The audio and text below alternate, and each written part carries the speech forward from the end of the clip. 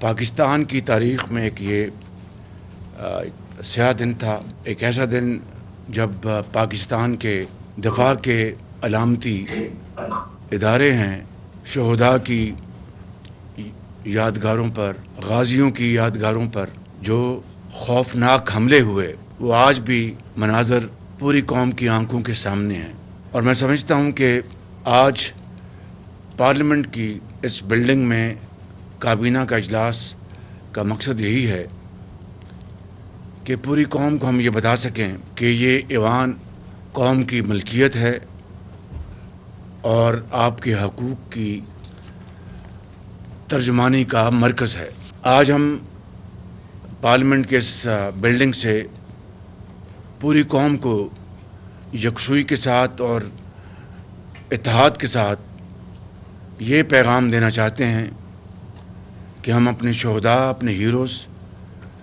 اور ان کے اہل خانہ کو نہ صرف قیامت تک یاد رکھیں گے بلکہ ان کے لیے والہانہ یکجہتی کا پیغام دیتے ہیں۔ میں سمجھتا ہوں کہ آج کے دن ہمیں یہ بات ذہن میں رکھنی چاہیے کہ یہ حملے کیوں کیے گئے۔ اس لیے کہ اس وقت کی مئی کے مہینے میں 2023 میں پی ڈی ایم کی حکومت سرتوڑ کوشش کر رہی تھی پاکستان کو ڈیفالٹ سے بچانے کے لیے۔ شاید یہ حملے نہ ہوتے اگر ایک کٹ پتلی حکومت کو ایک آئینی طریقے سے ہٹایا نہ جاتا۔ شاید یہ حملے نہ ہوتے کہ اگر پاکستان کے برادر ممالک اور دوست ممالک کے ساتھ جو تعلقات کو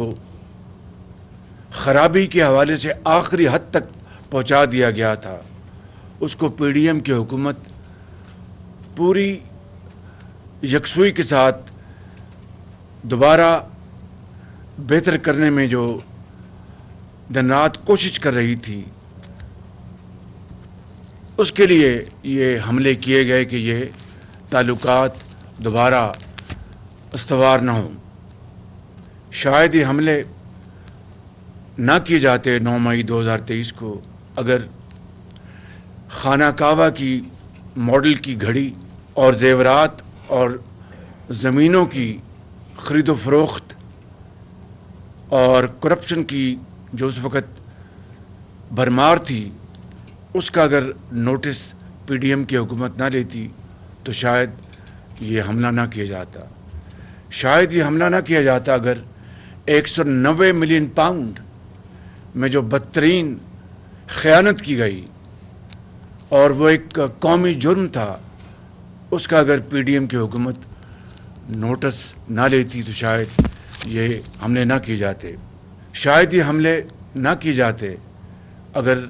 بعض اہم عہدوں پر میرٹ سے ہٹ کر اگر پی ڈی ایم کی حکومت اپوائنٹمنٹس کر دیتی تو شاید یہ حملے نہ ہوتے۔ اور شاید یہ حملہ نہ ہوتا 9 مئی 2023 کو کہ اگر چیف الیکشن کمشنر کا آفس جو ایک فورن فنڈنگ کا کیس تھا، اس کا اگر نوٹس نہ لیتا اور اسٹیٹ بینک کے پاس بلا خوف تردید یہ کہا جا سکتا ہے جو ایویڈنس تھا irrefutable، اس سے اگر نظر چرا لی جاتی تو شاید 9 مئی 2023 کو یہ حملے نہ ہوتے۔ تو میں یہ سمجھتا ہوں کہ 9 مئی کو نہ صرف پاکستان کے خلاف بغاوت کی گئی بلکہ ریاستی اداروں کے خلاف بغاوت کی گئی۔ تو سوال یہ پیدا ہوتا ہے کہ کوئی جمہوری ملک، کوئی آئین اور قانون پر چلنے والا ملک اپنے ہیروز، اپنے شہداء کے ساتھ یہ سنگین مذاق اور ان کے خلاف جو بدترین زبان استعمال کی گئی اور جس طرح سے جتھے ان کے اوپر حملہ آور ہوئے، کوئی ملک اس کو برداشت کر سکتا تھا؟ تو میں سمجھتا ہوں کہ اس کا جواب صاف نفی میں ہے۔ کیا امریکہ میں اور برطانیہ میں فسادیوں کو، چاہے وہ 2007 ہو اور چاہے وہ حالیہ دنوں میں 2021 میں جو وہاں پر حملے ہوئے، کیا ان کو کھلی چھٹی دی گئی؟ کیا وہاں پر کالم نگاروں اور دانشوروں نے کوئی کامنٹ نہیں کیا؟ کیا ان کو سزائیں نہیں دی گئیں؟ میں سمجھتا ہوں کہ ایسے فسادیوں کو جو قوم کے خلاف بلا سوچے سمجھے اور اپنی ذات کے لیے جہاں پر بھی حملہ آور ہوئے، قانون نے ان کو اپنی گرفت میں لیا۔ اور سب سے بڑی مثال حضرت بابا قوم حضرت قائد اعظم کی ہے کہ ان کی جو تاریخی، ان کی جو جدوجہد تھی، ان کی جو قربانیاں تھیں، ان کی جو محنت تھی، کوئی ایسی کوئی مثال ملتی ہے تاریخ میں کہ جہاں پر بدزمانی، گالم گلوچ یا اس طرح کے ہتھ کنڈے استعمال کیے گئے ہوں؟ میں سمجھتا ہوں کہ حضرت قائد اعظم کی جو تحریک ہے، ان کی لیڈرشپ ان تمام چیزوں سے بلند ہے، اور وہ ایک مثال ہے پوری قوم کے سامنے۔ اور صرف یہ نہیں، پاکستان کی تاریخ دیکھ لیں، 1947 کے بعد کیا کیا کڑے امتحانات سے سیاستدان نہیں گزرے، کتنی کتنی عظیم سیاستدانوں نے قربانیاں نہیں دیں، اور کتنے کتنے سخت ان کے اوپر رقیق حملے نہیں ہوئے، اور جیلیں برداشت کی، ہتھکڑیاں۔ مگر پاکستان کی تاریخ گواہ ہے کہ ماں سوائے 9 تاریخ کے واقعے کے جب کبھی اس طرح کے امتحانات سے سیاستدان گزرے تو کسی نے کہا کہ پاکستان کھپے، اور کسی نے کہا کہ تمام تر مظالم اور تمام تر مشکلات اور ظلم کی جو پہاڑ تھے ان کو برداشت کیا، اور کہا کہ میں پاکستان کے خلاف ایک لفظ بھی بولنا تو دور کی بات، میں سوچ بھی نہیں سکتا۔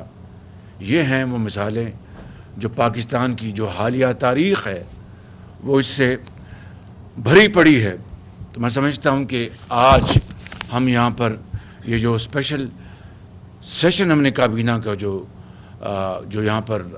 بلایا ہے، اور میں آپ سب کا شکر گزار ہوں کہ 9 مئی کے حوالے سے وہ جنہوں نے حملے کیے وہ چاہتے ہیں کہ آج اس کے اوپر جھوٹ کا پردہ گرا دیا جائے، اور یعنی ڈھڑائی کے ساتھ قوم کو جھوٹ اور تمام تر جو دوسرے ہتھ کنڈے کے ذریعے قوم کی توجہ جو ہے وہ دوسری طرف مبذول کروائی جائے۔ یہ وہی لوگ ہیں جنہوں نے، آپ کو یاد ہے کہ 35 پنکچر کی بات کی تھی، اور جب اس کا راز کھلا تو ان کے پاس منہ چھپانے کی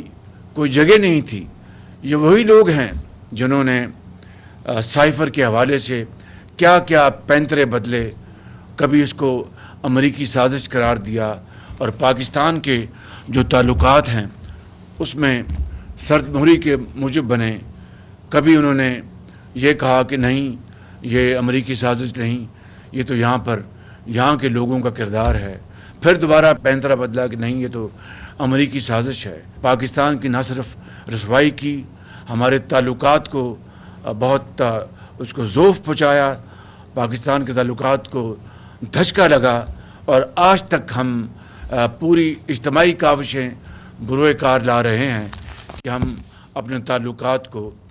دوبارہ اس سطح پر لے آئیں جس سے کہ برابری کی سطح پر ہم دوبارہ اپنے ان دوستوں سے، ان ممالک سے اپنے تعلقات کو آگے بڑھا سکیں۔ میرے انتہائی قابل احترام کابینہ کے ممبرز، بھائی اور بہنوں، میں یہ کہنا چاہتا ہوں کہ 9 مئی کا جو واقعہ تھا اس کے دلخراش مناظر وہ پوری قوم نے دیکھے، مگر آج تک جنہوں نے بغاوت پر اپنے جتھوں کو اکسایا، بغاوت کا ایک منظم پروگرام بنایا، وہ آج تک اس کو جھٹلاتے ہیں اور جھوٹ کے ذریعے ان حقائق کو مسخ کرنے کی کوشش کرتے ہیں۔ لیکن سچ سچ ہوتا ہے اور جھوٹ جھوٹ ہوتا ہے، وہ قیامت تک اس کو آدمی بدل نہیں سکتا۔ ایک سچ جو ہے 1 سال بعد، 10 سال بعد، 20 سال بعد سامنے اونت کر آتا ہے، اور جھوٹ بھی جو ہے اس کی ساری جو حقیقت ہے وہ قوم کے سامنے ایک دن آ جاتی ہے۔ آج آپ نے ویڈیوز دیکھی ہیں کس طرح سے وہ کہہ رہے ہیں کہ انہوں نے اس سازش، اس بغاوت کے منصوبے کو بنایا اور سازشوں کو اکسایا، اور کس طرح آپ نے دیکھا کوئی بس کے اوپر چڑھ کر کہہ رہا ہے کہ میں فلاں جگہ جا رہا ہوں، ایک ویڈیو کے ذریعے پیغام دے رہا ہے کہ آپ نے فلاں جگہ پہنچنا ہے، ایک خاتون یہ کہہ رہی ہے کہ میں فلاں جگہ پہنچ گئی ہوں، اور پھر اس کے بعد کس طرح ان کو یہ اکسایا گیا کہ آپ گھلاؤ جراؤ کریں، جا کے ان اداروں کو آپ خدا نخواستہ مسمار کر دیں، جا کے شہداء کی قبروں کو ان کی توہین کریں، ہیروز کی توہین کریں۔ یہ دیکھتی آنکھ نے ایسے دلخراش مناظر کبھی نہیں دیکھے، دشمن کو بھی یہ جرأت نہیں ہوئی، دشمن کو بھی، کہ اس طرح کی وہ کبھی حرکت کبھی سوچ سکتا۔ دشمن نے حملے کیے، اس کو منہ توڑ جواب ملا۔ تو میں یہ سمجھتا ہوں کہ آج یہ بات طے ہے کہ یہ ایک منظم ایک منصوبہ تھا بغاوت کا، یہ پوری طرح اس کی پلاننگ کی گئی اور بتایا گیا تھا ان جتھوں کو آپ نے کب اور کہاں اور کس وقت کس جگہ پر جا کر آپ نے حملہ کرنا ہے۔ تو یہ ایک منظم جو سازش، یہ صرف یہی نہیں تھی کہ شہداء کو، ہیروز کو، اداروں کو ان کی بے توقیری کی جائے، بلکہ یہ بغاوت تھی اداروں کے خلاف، یہ بغاوت تھی پاکستان کے خلاف، یہ ایک سازش تھی منظم پاکستان کے عوام کو تقسیم کرنے کی، لڑانے کی۔ اور میں سمجھتا ہوں کہ اس سے زیادہ اور کوئی کبھی منصوبہ ہو نہیں سکتا